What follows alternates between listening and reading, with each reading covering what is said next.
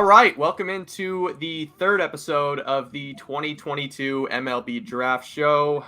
Third episode. I mean, this is going to be our first college athlete of the class, and what better way to kick it off, Jeff, than Georgia Tech's own Kevin Parada, man. What's going on, Kevin? How you doing today? Doing well. Got school and baseball just finished up, so Absolutely. almost You know ready. what? I like to make the first question here just kind of an opportunity to open the floor for you. Why don't you kind of tell the viewers and the listeners who Kevin Parada is off the field and a little bit more about who Kevin Parada is and some of your strengths on the field? Yeah. Well, I'm Kevin Parada. I go to Georgia Tech. Hi, Kevin. Hi. I'm studying business currently with a focus in strategy and innovation. I'm from Pasadena, California, so complete opposite side of the country. Wanted to experience something new, play ACC baseball. Um, I'm very, very cerebral. Like I consider that my biggest strength on the field. And then I'm pretty athletic, I'll say, or at least in my own opinion. Those are good traits to start. Yeah, absolutely. And I think, Jeff Ponce here, founder of Prospects Live.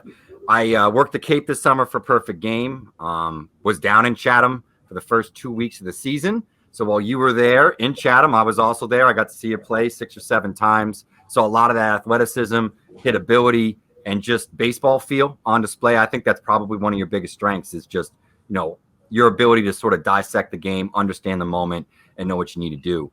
I want to talk to you a little bit about this summer because you had sort of a whirlwind summer. You had a busy summer. You start out in Chatham, season ends, you go down, you go up to Chatham, then you shoot down to Team USA.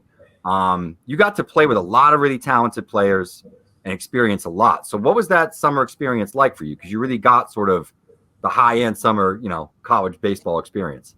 It was a lot of fun. It was fun going to Chatham for a little bit. It was like a business vacation. It was a little more chill, less baseball, more just enjoy life. And then you also played baseball. And then I got to USA and it was like, hey, these are the best guys in the country. Let's go right at it for 2.5 weeks, 3 weeks. And then got an opportunity to get a taste of what professional baseball is like with playing the Olympic team. And that was a very big jump.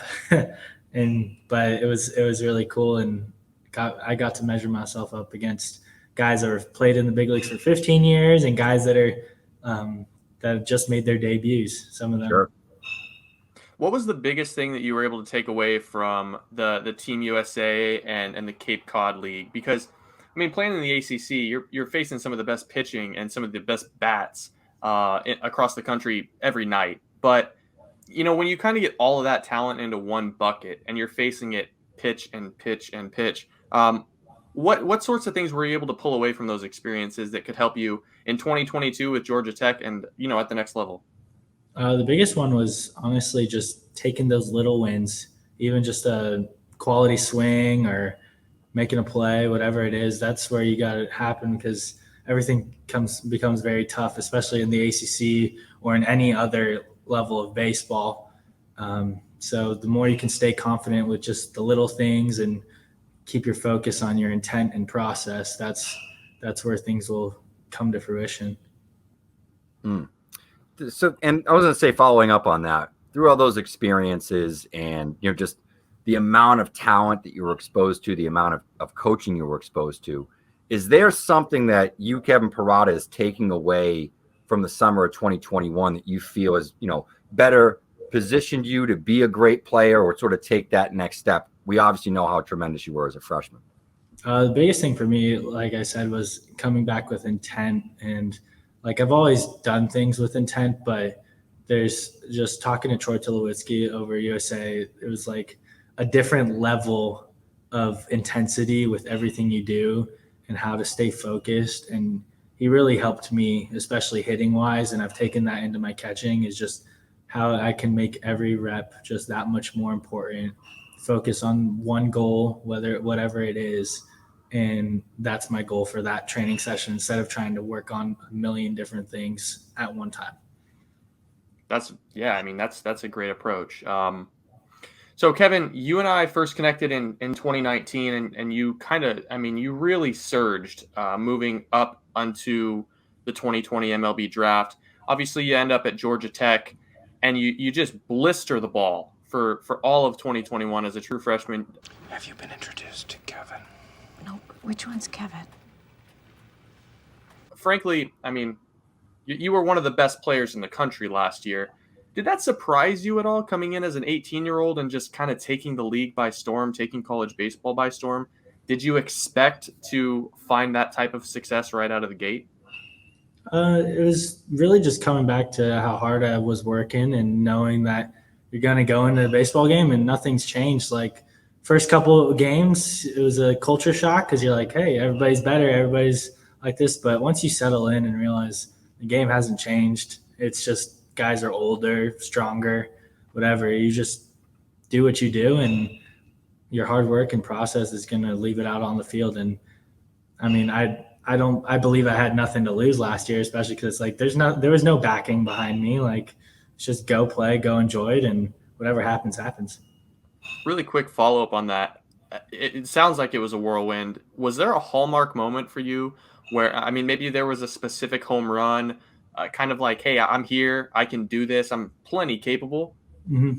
Yeah, I'd say at the beginning of the year, when we played Mercer, and like I just exploded.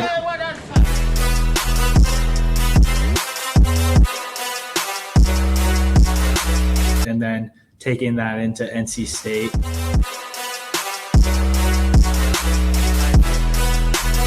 And we ended up being able to sweep them at the beginning of the year. Like, just that intensity and knowing like, hey, Mercer was my first true like college experience.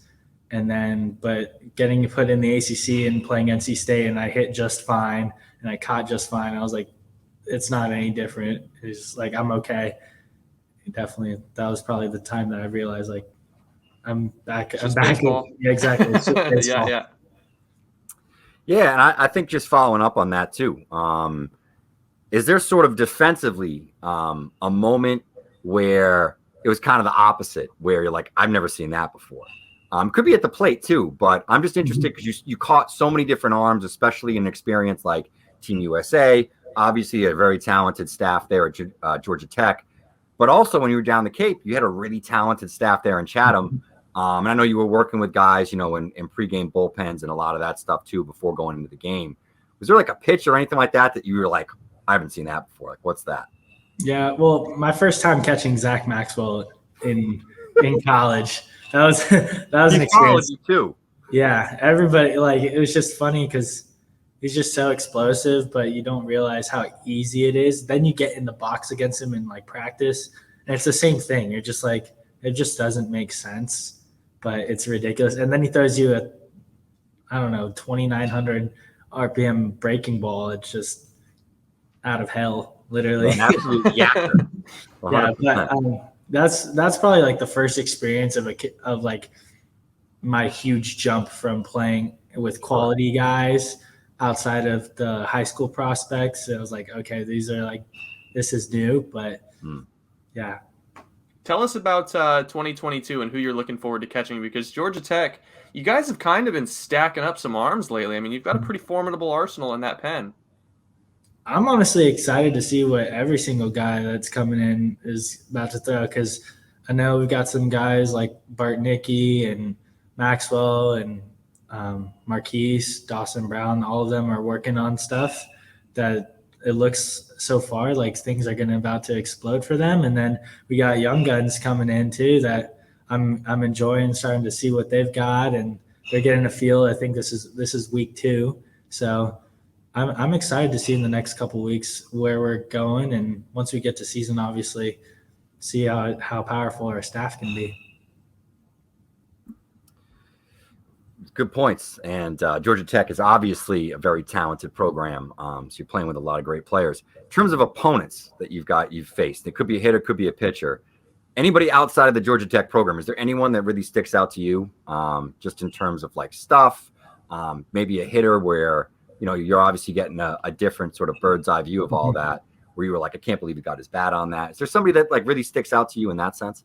Yeah, well, last summer I was playing with Gavin Cross, but I also had to play him in the ACC, and I'll just say that was not fun at all. Like, I wasn't understanding. Like, ACC happened. We were playing Virginia Tech, and he hit a laser beam right back up the middle, right over Zach Maxwell's head on a pitch that was 99 or 100 on the gun. And it looked so easy. And then he would sit on a breaking ball or a changeup and hit a double. And then he carried it over to summer ball where hitting breaking balls 500 feet and then and still smoking fastball. So he's probably the most impressive hitter in the ACC that I've come across. And I love Gavin. He's a great guy. So I'm excited to play against him, but I also am also not excited because I know how tough of a batter he is. Hey, I mean, coming off of, like I said earlier, you were really, you had a ton of helium moving up into the 2020 class. You performed in 2021. Speaking of 2022, Gavin Cross being listed as one of the more high follows, if you will. How does it feel for you to kind of compound what you were able to achieve in 2020 and now 2021 and kind of see your name being floated around some of the top prospects in this year's class? It's exciting, but I'm also have to stay grounded and realize that it's like the draft is, I don't even know 9 months away or whatever it is. So I just got to enjoy the process, trust that I'm going to do anything I can do to get better, and whatever comes out of it's going to come out the way it should. So I'm excited, and hopefully my goal is to get better in every aspect of the game, and the draft will take care of itself. Good answer. I was going to say, following up on that, is there an area where you feel you're spending a little bit more time trying to concentrate, an area where you're like, I know I can improve in this area? I'm putting a lot of extra focus in here in the winter months as you build up to the season. Yeah. Obviously my defense has always been the part of my game that I've been a little bit behind.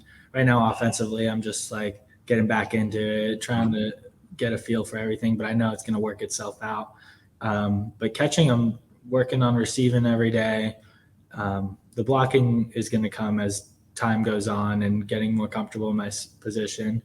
And then I've been on a throwing program for the last 3 weeks already, and working on just keeping my arm strength up because I know it's there. It's just trying to keep it consistent, especially through a 50, 60, 70 game season. So that's the biggest thing that I've been working on over the last few weeks after I took a couple weeks off from baseball.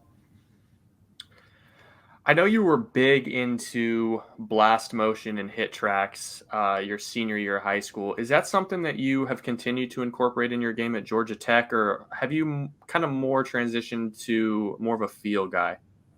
It's a mix. I still do use blast motion a couple times a week. We have TrackMan, so it shows all the data and everything. I look at it a little less now, but I still use it. But it does become a feel thing where it's if I'm hitting balls to right center on a line, is that what my intent is? And if that's my intent, I want to consistently do it, not try to do better, not try to do worse, just try to stay consistent. That's the biggest goal with baseball, is staying consistent. Amen. I have no other questions, Joe. So if you have anything else you want to throw out there to Kevin. Yeah, I mean, at this point, really, it's just kind of hot seat questions now. We kind of roll off 3 hot seat questions, keep you on your toes a little bit. Yeah, sure. So we'll just go from there. So it's kind of we'll give you questions really quick, answer them as quickly as you want, kind of have a little bit of fun with it. So my first question would be, on the entire Georgia Tech staff or anyone that you played summer ball with, who's got the worst sense of style? Worst sense of style. Joe's always looking for the shade, man. That's right. That's right. See, the hard thing with that one is a lot of the guys, we kind of have we have our dress code here when it comes to traveling and stuff. So I don't get to see some of these guys really express themselves, which is probably a good thing.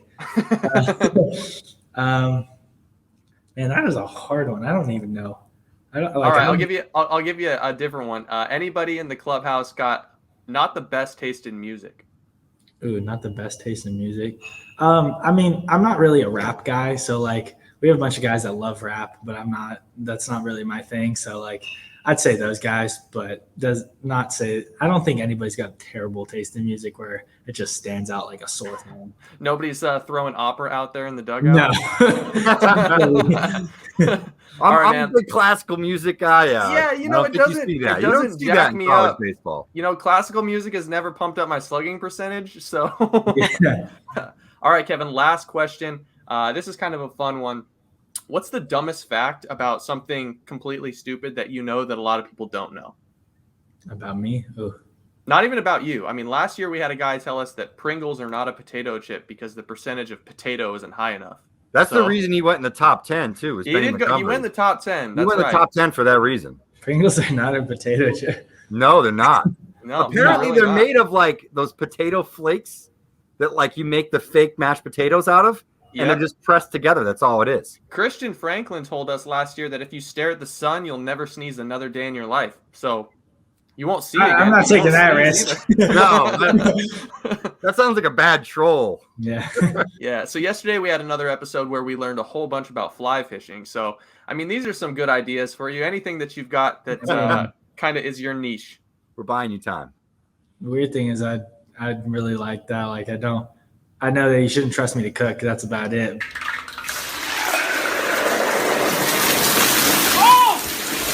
But Not a cook. Kevin Parada, not a cook. yeah. Well, I think that's a pretty good place to end. Kevin, we really appreciate you joining us on the show. I mean, we were fans of you in 2020. We're fans of you again in 2022, and we expect big things from Georgia Tech. You guys have a really good program going on. Thank you.